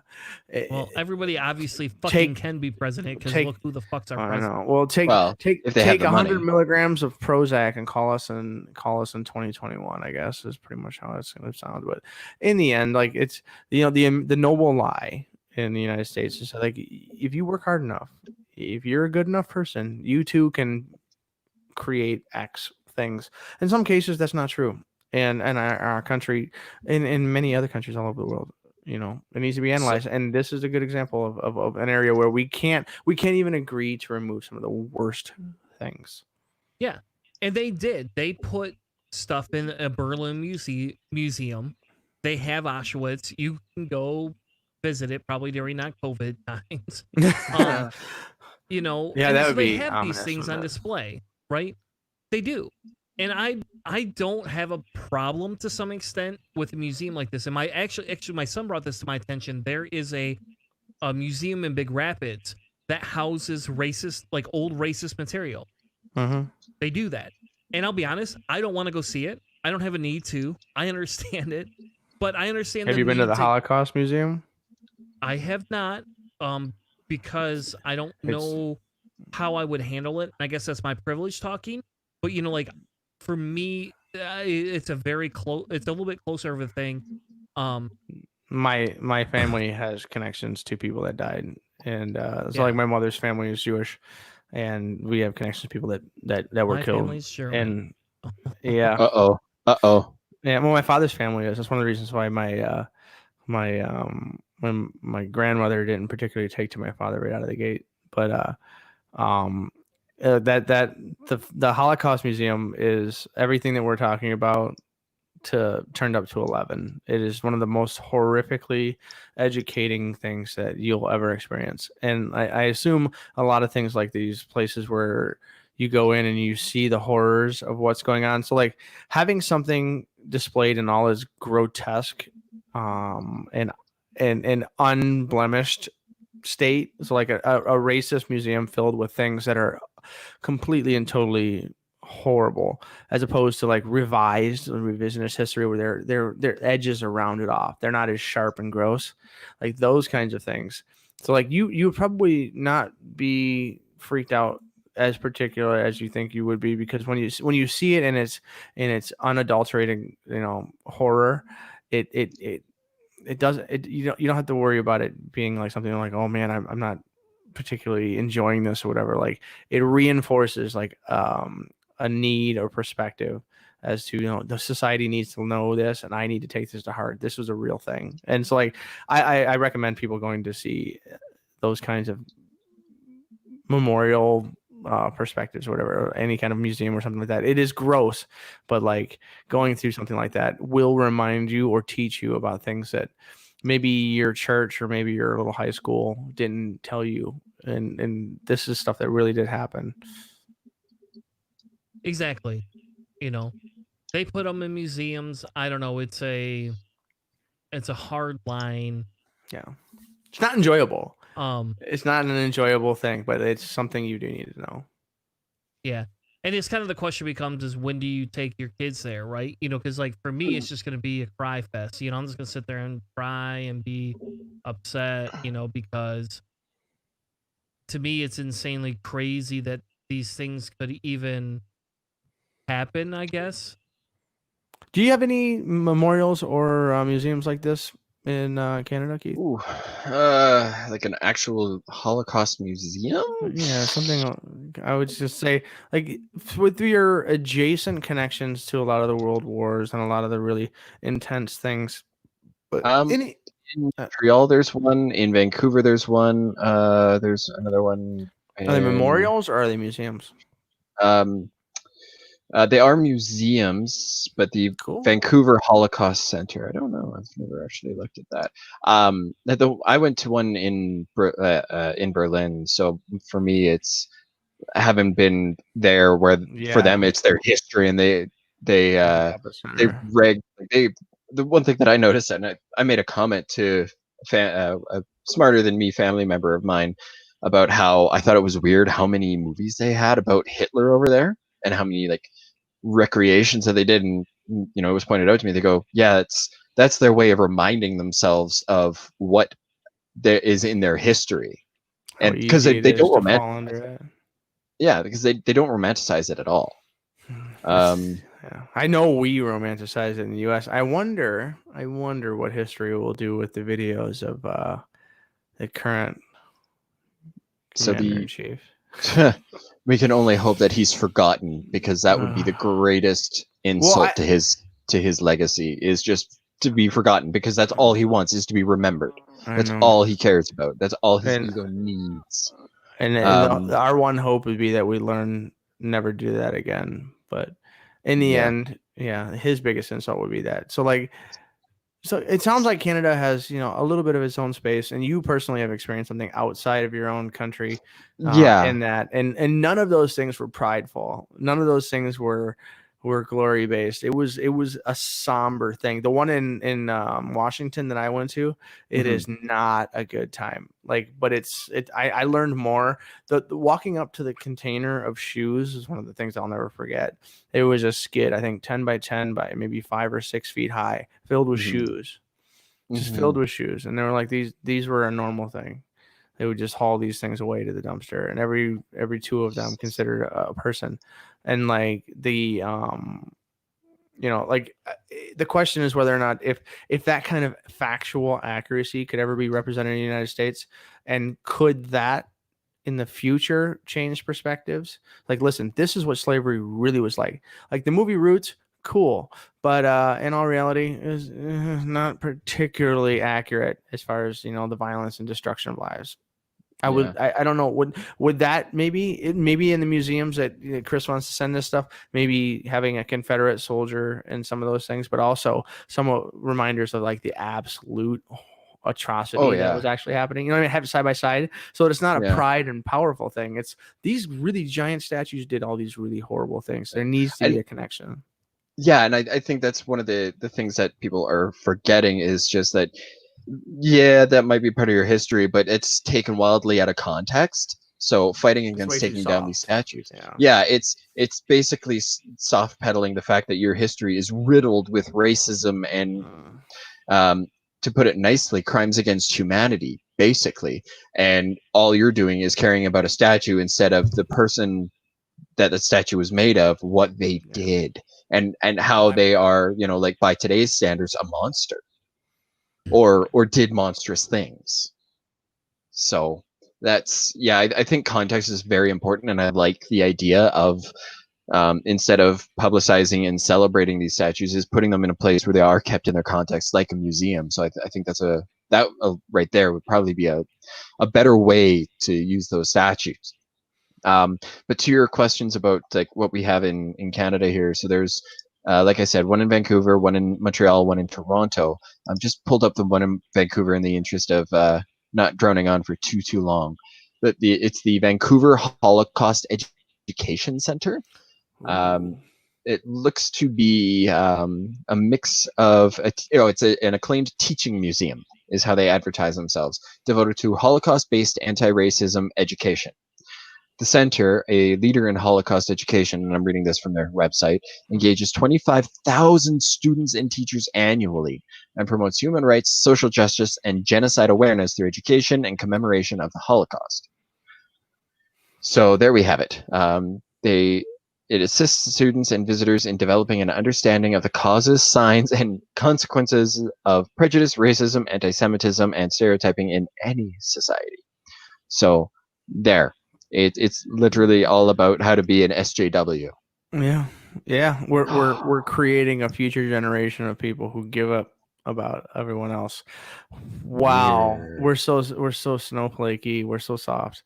I Yeah. don't know. It's one of those things that this topic it's really hard to find the exact answer. And my perspective on this is that we don't have to solve it. We don't have to solve it. Right. We have to move in a general direction to make things better. Let's say we go a little too far in one way. Let's say we take all the statues and we put them all, and they're like, no, maybe we should keep a couple or something. Whatever. Like it's Yeah. always nothing that we decide today is ever going to be permanent. And you know what I mean? Like it's what a lot of people are saying is like, you're going to make the decision and I'm going to lose my heritage. Actually, no, you're not. Like, you can have it back. Let's say we tried this and maybe it gets better. Let's say it gets worse. Whatever. It's the same kind of thing with healthcare and stuff like that. Let's try for 4, maybe 8 years, universal healthcare in the United States. And if it's this absolute horror show, let's say they spend all of the money and everybody's eating out of bread carts and it's that bad, then okay, you guys were right. You're right. You were right. We were wrong the whole time. I'm going to bet that we weren't, and that people's lives will get better. And mostly the people at the bottom of the barrel who need it. And I would say the same situation here is that let's say we change the way we treat minorities in this country. Let's say we remove some of the things that remind minorities that the United States used to be an incredibly racist place. Oh, did I say used to be? Still is an incredibly racist place. So like, I don't know. In the end, we can try a few things. It doesn't have to be permanent, and we could seriously make a difference. That's kind of what I'm thinking. Like, it doesn't have to be forever. We're not making this and codifying it in law in most cases. I mean, they're not. I haven't heard any constitutional amendments or anything. It's, hey, let's just change how we're doing things. We can't be doing that. So, like, if it's a failure, we can change it back. And, when you start doing constitutional amendments, it's a little bit different a story. But in the end, I really think that it would be awesome to see a new generation of people live for a little while outside the umbrella of like a lot of these horrible statues and stories that we're running into nowadays. But I don't know. We'll see what happens in the near future. We'll try to do the best we can to like affect change as best we can. I mean, that's all we really can do. Sign petitions that you agree with. Go out, protest, all sorts of things. Yeah. Try not to get shot in the head by impact rounds from police. Oh, wait, that was just a story I read a while ago. Whoops. Yeah. Oh, it's not lethal unless you do it right to the face. Yeah, it should. Anyway, let's move into our quick saves. Keith, I think you're up first. All right. So my quick save this week, it's this is one it's kind of been a little important to me over the last few days. So those of you, most of you listening to this aren't on my Facebook. On Wednesday morning, shortly after I woke up, and by that I mean literally seconds, I hadn't even put my phone down after shutting off my alarm. My phone started to ring, and it was my dad telling me that his sister had passed away from complications due to frontotemporal dementia. So my quick save this week is in the spirit of that, because we in the Cellar Door Skeptics, obviously we're all atheists. We all identify as those who are not religious. Unfortunately, death is one of those times where, through the vulnerability of the person, because emotionally you're raw, you're dealing with the fact that, from where we're standing, we acknowledge that that's somebody I never get to see again. That's somebody whose a hand I never get to hold again, whose presence I never get to feel again, whose voice I get to hear again, that type of thing. And it's very easy to fall in the traps of, seeing them again. They're in a better place. They've moved on. And this is a group that I've actually been a part of for several years. I've posted there a few times for other issues that I've had in my life from years and years and years ago, other deaths. And it's the Grief Beyond Belief. Now, the link that I provided was to their main website, but they do have Facebook groups. One of them that I'm part of is the closed group, and you do have to go through a little bit of a questioning period just to get to be allowed access in, because again, it's geared towards people who are grieving and suffering loss, and they're non-religious. So this is a place to go talk and basically be supported by people who, like you, aren't comforted by hearing about how they're in a better place, hearing that they're with other relatives, and just having something like that. I think it's really beneficial, especially for people who are atheists, because you're surrounded by people who are trying to help and want to feel better. And while it's you can sit there and go they mean well, it doesn't help you. And while you want to give them the benefit of the doubt, you're still the one who's experiencing the loss, and you deserve to have that chance to grieve, that chance to really process and go through what you're going through, because it is a lot to go through. And it's difficult when you have people around you who are saying things that are virtually meaningless and are of absolutely no comfort. So Grief Beyond Belief, I've found a lot of help there, even just shouting into the void. It's been better than having nothing. So if you're an atheist or somebody who's a non-believer, and you're going through some stages of grief, check them out. Again, they do have a Facebook page. They also have a group that you can join in.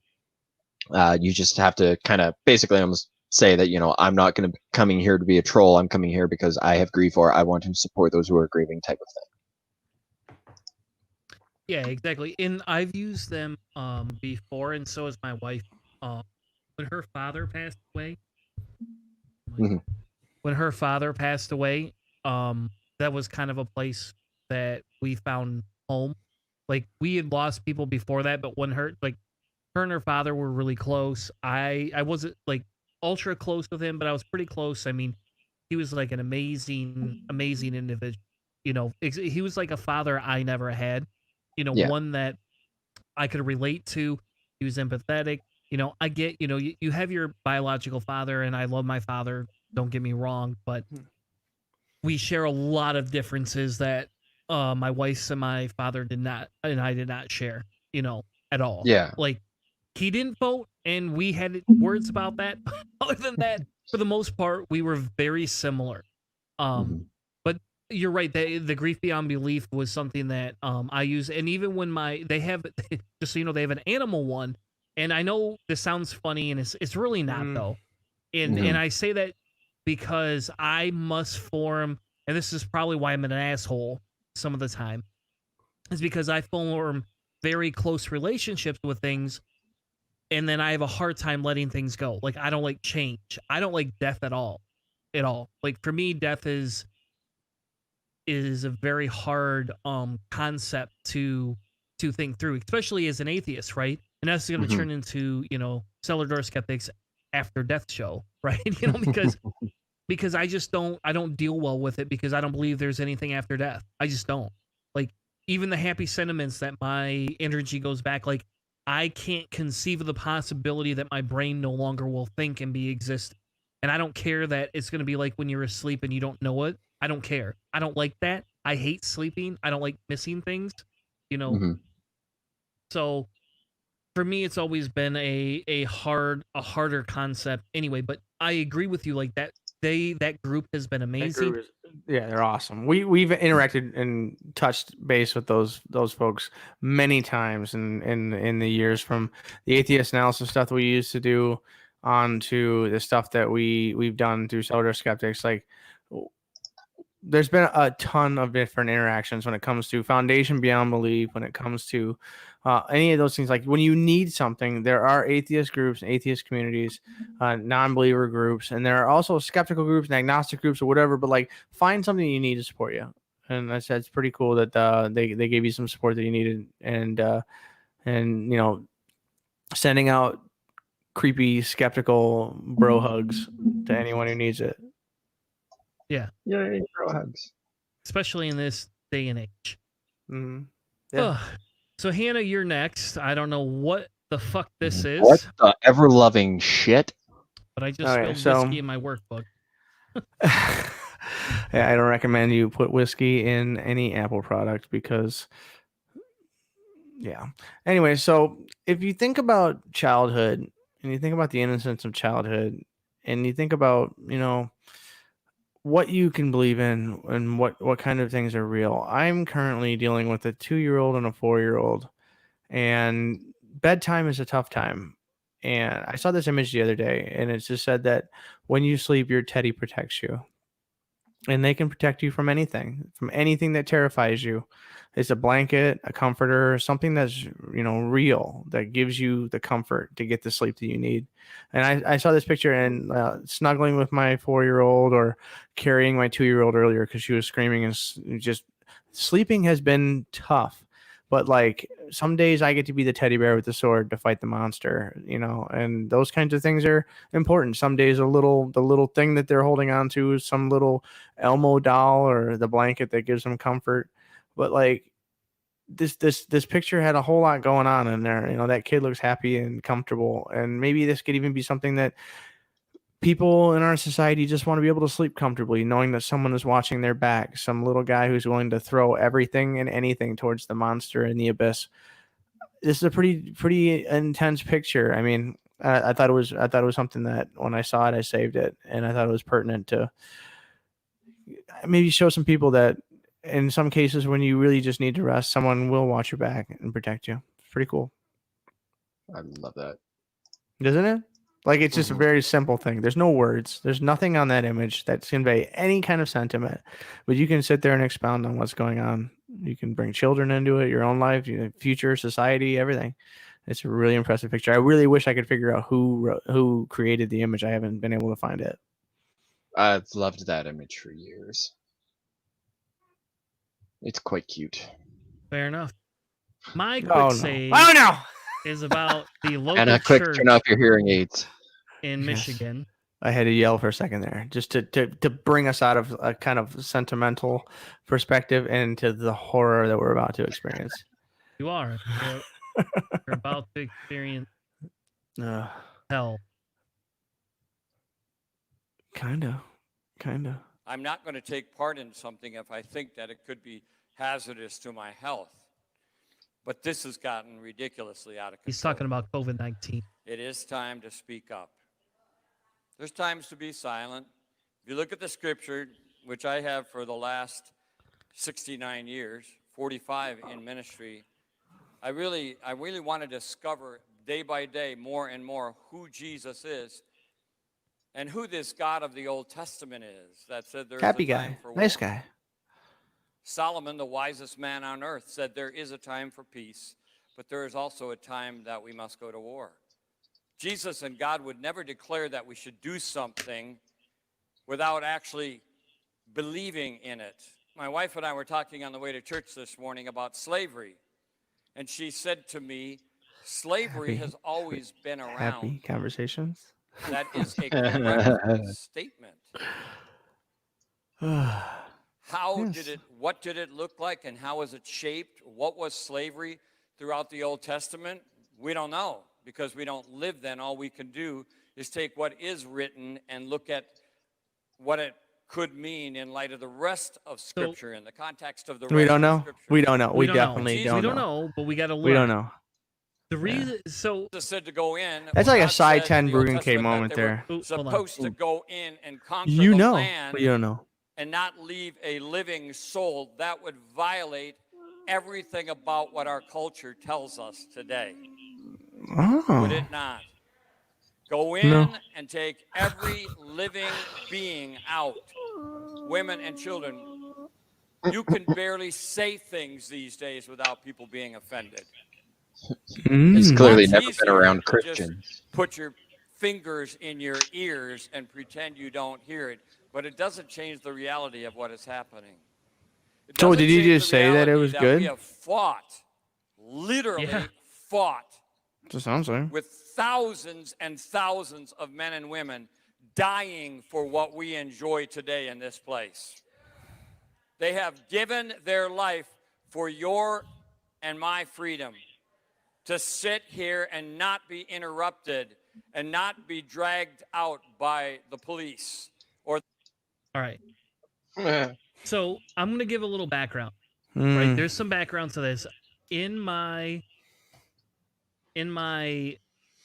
crazy findings on Facebook, we have a very conservative group on Facebook for our Okay. local community.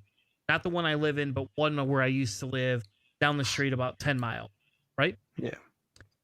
In this group, somebody posted this video from last Sunday's service and basically said, this looks like a cult. This is crazy. These Yeah. people are just insane at what they're talking about. And I said, okay, I'm going to watch this. And this is the video that they posted. And it's essentially a conspiracy video about COVID-19.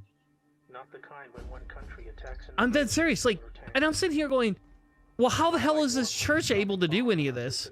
To be honest with you. And I get, like, you want to talk political things, but you're a tax exempt church. Like, you guys, like, you can't do this. This is illegal. And that's what people in this whole thread, people were bashing this church for 80% of the comments. I'm not going to give this any more than my downvote. So you see here, I just liked it, obviously. No, it's nice that number on the downvote is way higher than the upvote, but Oh yeah. yeah. So these guys are in Grandville, Rock. Grandville, Michigan. Yeah, Rock, Grandville, Urban. Michigan. But so we in the pre-show we were talking about this. This dude, like the guy we were just talking about, or the guy we were just listening to, this guy, I recognized him. I've seen him on like, Screeds. Where did you say you found him from? What was the He's from Wellspring Church, which is the church that, the only reason I knew anything about this is because my uncle used to be, that's the church that his family attended. And for a while when we were not quite out atheists, but we were just essentially, we're like, okay, well, we had to go to we had to go to certain services, like certain, family obligations every year, like Easter and things like that. They had one, and this is the church that showed the Passion of the Christ, and like they came out with this warning that basically said, hey, there's some graphic scenes, by the way, blah, blah, blah. You might want to take your younger kids out. And my wife's like, I'm taking the kids out. This is ridiculous. Why are they showing an R-rated movie in a church on Easter Sunday? Like, what the hell? Yeah, but this is insane. Part of it was like this guy. We had seen videos. I had seen videos of this guy like going semi-viral, like totally disgusting. And now he's in this other church. Well, no, he didn't do anything disgusting in his old church, Wellspring. What happened was he got caught.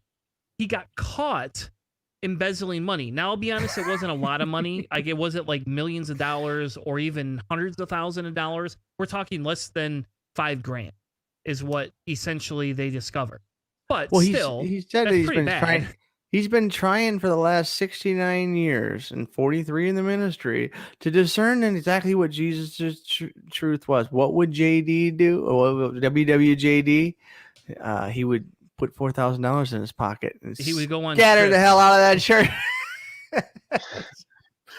So, Yeah. like, anyways, so this guy's shooting hate, or at least Yeah. conspiracy. But And what he's the taking reason up I residence in had it as my GR. quick save was because of the fact that he it was one of those things where they a lot of people in this conservative community were calling that church out and calling him out. So actually, like religious folks were calling that guy dumb. Yes. Yeah. Good. Absolutely. Huh. Oh. Okay, So- well, that's a nice way to end this show on a high note. Yeah. What was that, Keith?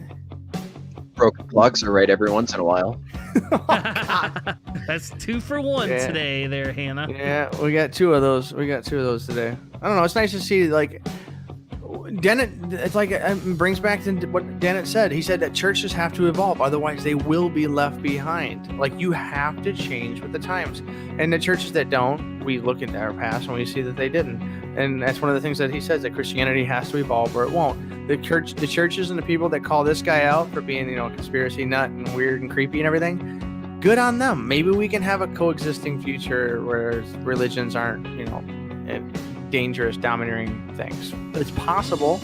I don't suspect it will be, but I don't know. It'd be nice to see that we could find a little bit more of a happy ground in the middle, and maybe churches calling out their worst examples would be a good place to start.